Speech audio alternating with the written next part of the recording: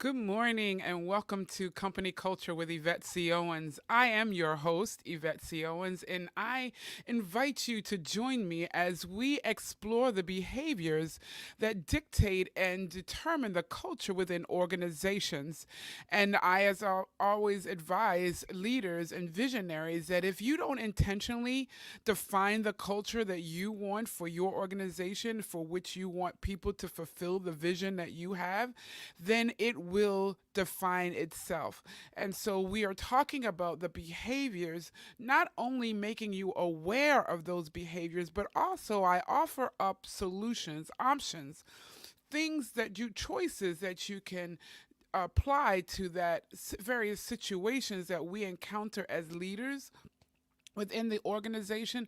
We encounter many different complexities as we deal with one another, as we interact with one another, as we collaborate on our thoughts and work hard towards achieving our key performance indicators. All of that takes effort, and we want to make sure that we're in a really healthy space where everyone can thrive, everyone can be their best, and being their best, being authentic from a professional perspective, so that we can deliver on our promises to our customers and our clients.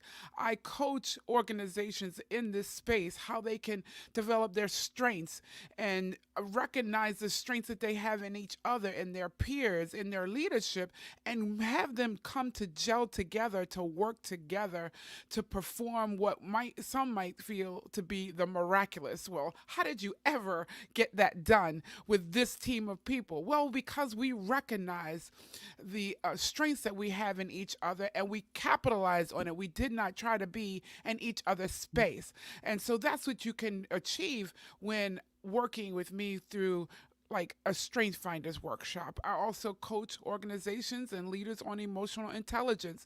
You're feeling something when a certain scenario happens, when a situation, when someone confronts you, or in some of those more difficult times when there's passive aggression going on among your team or your leadership. How do I work through that, maintain my professionalism, and still have collaboration happening and building trust at the same time? I coach young people in those spaces, and so I offer you to reach out to me if you'd like to work with me in that space. So as we're talking today, you're right, but wrong. How about that? How is that ever possible that you're right, but you're wrong? I've brought this, and I thought this was an important topic because over the last few weeks, I've heard this talked about over different platforms and different environments, both in the marketplace and in ministry. And I've seen it happen within the last few weeks. So with many of the topics that I bring to you, it's because I'm experiencing it, or I'm seeing and hearing others experience it. And maybe it would be helpful if we just dive in and talk about what does this look like to those who are experiencing these behaviors, and how can we make it a more positive experience? Because when you have built up frustration, when you are built up even anger, when there's confusion, like this just doesn't make sense. I know people are aspiring to this, or maybe not aspiring, but when people are actually saying, okay, this is okay, and it still doesn't feel okay to you, how do I get over that? And how do I move forward, not just letting it be, but in a healthy place? And that's what we do here at Company Culture, and that's what I do at the Diplomat Chronicles. If you haven't, connect with me on Facebook at Diplomat Chronicles. Also, reach out and check out my website at thediplomatchronicles.com. You'll find blogs, you'll find helpful courses, and some of the podcasts there that will help you in those some of those scenarios that we find ourselves as leaders or those contributing to the team effort. So you're right, but you're wrong. You're right, but you are wrong. How does that feel? Sometimes we memorialize those things because we've overcome them. Well, I'm going to suggest today, let's not memorialize that, let's figure out how we can make it more a positive experience. Thank you for joining. And if you are joining, hit that like button, share, go to YouTube and subscribe because I'm sure this is going to be helpful to many. You're right, but yet you're wrong. And so, what does that look like? You've done everything that you've known to do. You've done everything that you were asked to do. You've completed reports. You've included everyone that you knew to include on communications. You reached out to all the right people. And yet, when the outcome is not as desired by those in your upline, in your leadership line, or even external to your team, then people start to look for whose fault is it? What should have been done differently? And sometimes the fault starts to fall on a single person as instead of we all coming together to figure out how can we do things differently jointly.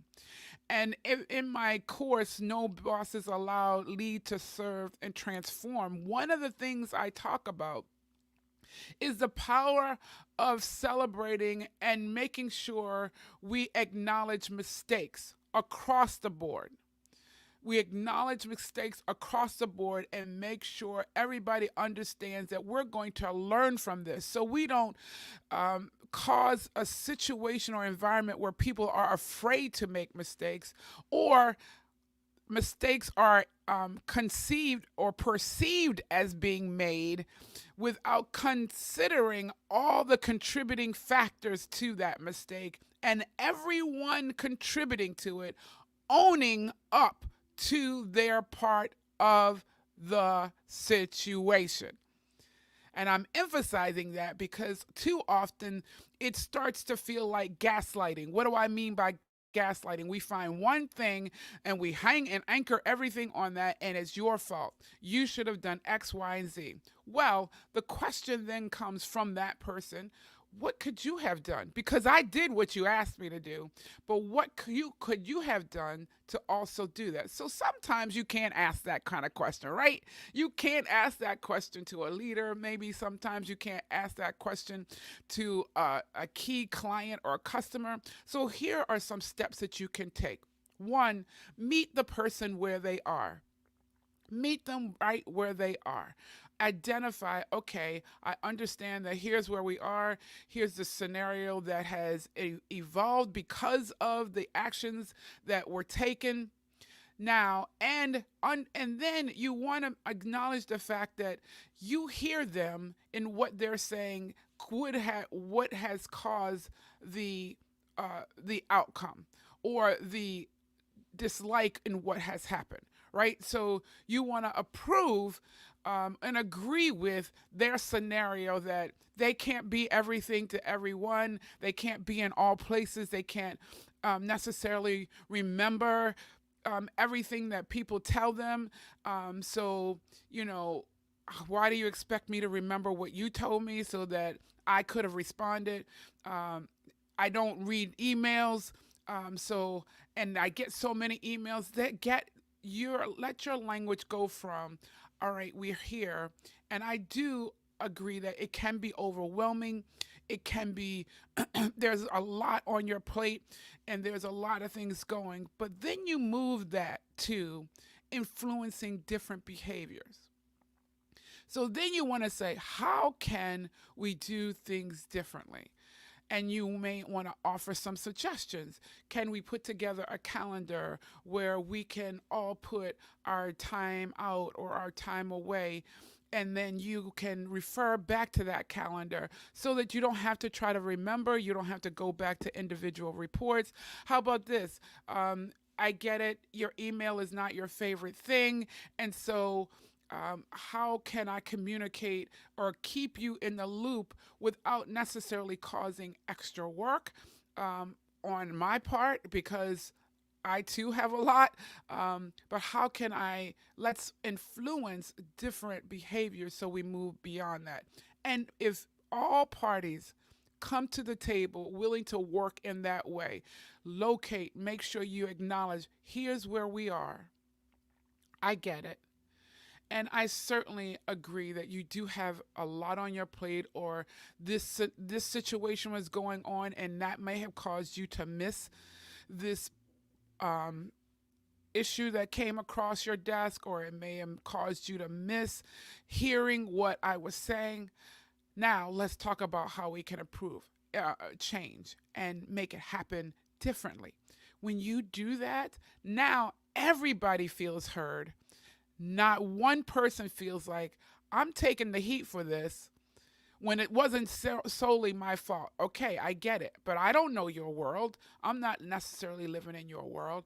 But as soon as you can communicate alternative ways of making this type of scenario not happen again, or less impactful in a negative way, then you're all going to be so much better off for the time that you take to work through it in a very healthy and effective way.